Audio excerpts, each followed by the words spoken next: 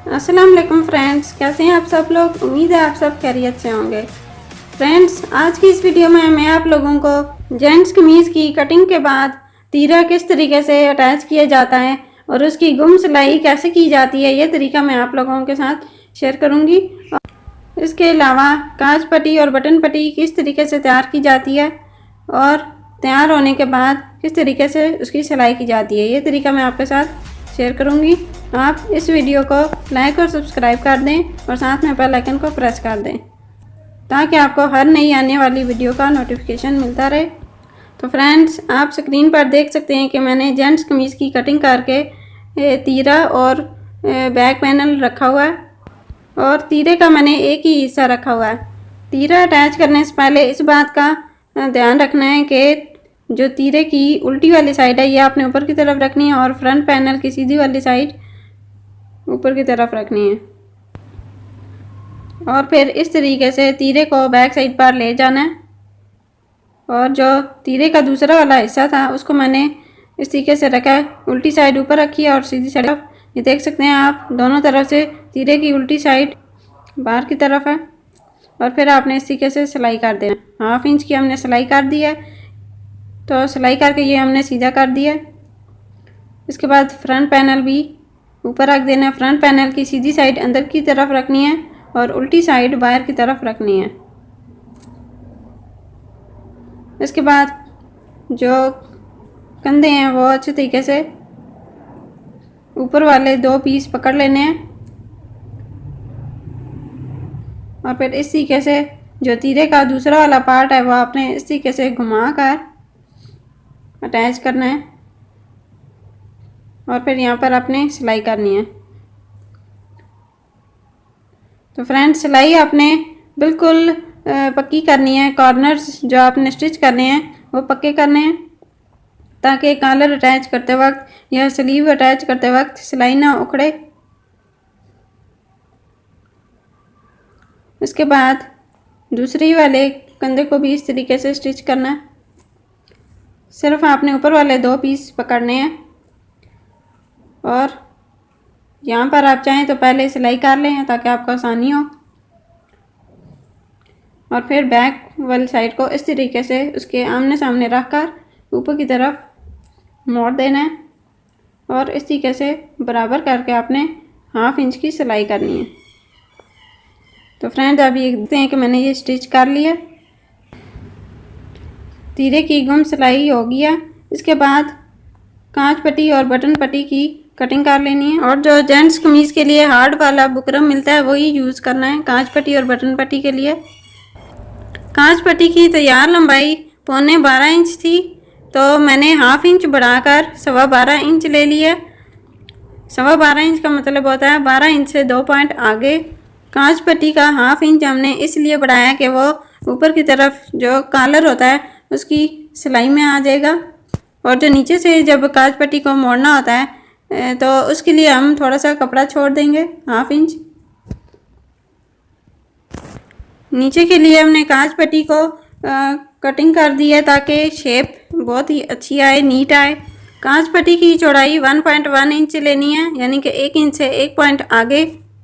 इसके बाद फ्रेंड्स, जो बटन पट्टी की लंबाई है वो आपने हमेशा कांच पट्टी की लंबाई से 0.25 इंच कम लेनी है। जब आप कांच पट्टी से बटन पट्टी की लंबाई 0.25 इंच कम लेंगे तो आपको कोई परेशानी नहीं होगी। इसमें 1/2 इंच ऐड भी होगा। 1/2 इंच ऊपर कॉलर में आप इजीली स्टिच भी कर लेंगे। तो फ्रेंड्स, बटन पट्टी की लंबाई आपने 0.25 इंच लेनी है, यानी कि 1 इंच से 2 पॉइंट कम। तो फ्रेंड्स, इसके बाद आपने कांच पट्टी को तैयार करते वक्त इस बात का खास ध्यान रखना है कि आपकी जो कांच पट्टी की ओपन वाली साइड तैयार होगी वो आपकी सीधे हाथ की तरफ तैयार होनी चाहिए और उल्टे हाथ की तरफ बंद साइड आनी चाहिए। जब आप बुकरम को ऊपर कपड़े के ऊपर पेस्ट करेंगे तो आपने ऊपर की तरफ भी 1/2 इंच कपड़े का छोड़ना है, नीचे की तरफ भी और अपनी साइड की तरफ भी आपने 1/2 इंच का इस तरीके से अपने ऊपर की तरफ फोल्ड कर देना है और फिर आपने 1 इंच के फासले पर ये कटिंग कर देनी है आगे। तो वो 1 इंच के फासले पर हमने इसलिए कटिंग की है कि वो अंदर की तरफ फोल्ड हो जाएगी। आपने इस तरीके से पट्टी के ऊपर ही रखकर आपने फोल्ड कर करके प्रेस करते जाना है। तो जब आप प्रेस कर लेंगे तो वो खुद ब खुद अंदर की तरफ मुड़ जाएगी। ये देख लें, ऊपर वाला पोर्शन अब मैंने हटा दिया तो वो जो हमने प्रेस किया था वो अंदर की तरफ चला गया। ये देख सकते हैं आप। और जब पट्टी तैयार हो जाए आपको इस बात का भी ध्यान रखना है कि कांच पट्टी की नीचे वाली साइड 0.2 इंच फालतू होनी चाहिए, जैसे मैंने रखी है, ताकि वो जब आप कांच पट्टी अटैच करेंगे तो आपकी जो ऊपर वाली सिलाई होगी वो नीचे की जाए, सिलाई नीचे की तरफ सिलाई हटे नहीं। क्योंकि जब आप कांच पट्टी अटैच करते हैं तो नीचे से कई बार कपड़ा हट जाता है तो वह सिलाई नीट नहीं आती फिर। तो इसे आपने 2 पॉइंट फालतू लेना है। फ्रेंड्स, अब आप स्क्रीन पर देख सकते हैं कि ये जो ओपन वाली साइड थी ये मैंने सीधे हाथ की तरफ रखी थी ताकि आप इजीली अटैच कर सकें, क्योंकि ये हमेशा सीधे हाथ की तरफ अटैच होती है। जब आपका फ्रंट पैनल की सीधी वाली साइड आपके सामने होगी तो आपने कांच पट्टी को सीधे हाथ की तरफ अटैच करना है। तो ये देख सकते हैं आप, मैंने ऊपर की तरफ और नीचे की तरफ दोनों साइड पे 1/2 इंच कपड़ा रखा हुआ था। तो ऊपर की तरफ वाला मैं कटिंग कर रही हूँ, क्योंकि ऊपर की तरफ के लिए मैंने 1/2 इंच बढ़ाया हुआ था बुकरम को, और नीचे की तरफ से मैंने नहीं बढ़ाया था। ये देख सकते हैं 1/2 इंच मैंने ये इसलिए बढ़ाया था कि ये कॉलर में इजीली स्टिच हो जाएगा। और नीचे की तरफ 1/2 इंच नीचे की तरफ फोल्ड कर लेंगे जब कांच पट्टी अटैच कर रहे होंगे इस तरीके से, तो आपकी बहुत ही नीट आएगी। और बटन पट्टी को भी इसी तरीके से आपने पेश कर लेना। बटन पट्टी के लिए आपको 1/2 इंच ऊपर की तरफ भी छोड़ने की ज़रूरत नहीं है और नीचे की तरफ भी कपड़ा छोड़ने की ज़रूरत नहीं है, क्योंकि बटन पट्टी का हमें सिर्फ 1/2 इंच एक्स्ट्रा मार्जिन चाहिए था जो ऊपर कॉलर में इजीली स्टिच हो जाए। और बटन पट्टी को अटैच करने के लिए आपको नीचे की तरफ कपड़ा छोड़ने की ज़रूरत नहीं है। फ्रेंड्स, आप देख सकते हैं कि मैंने बुकरम को 1/2 इंच के फासले पर पहले पेश किया था, फिर इसी कैसे डबल करके आपने 1 इंच के फासले पर कटिंग कर देनी है ताकि ये कपड़ा अंदर की तरफ इजीली फोल्ड हो सके। आपने ये पट्टी के ऊपर ही कपड़े को फोल्ड कर देना है। जब अच्छी तरीके से फोल्ड करके आप प्रेस कर लेंगे तो वो खुद ब खुद अंदर की तरफ मुड़ जाएगा इजीली। बटन पट्टी की जो बंद वाली साइड है वो आपकी सीधे हाथ की तरफ होनी चाहिए और जो ओपन वाली साइड है वो आपकी उल्टे हाथ की तरफ होनी चाहिए।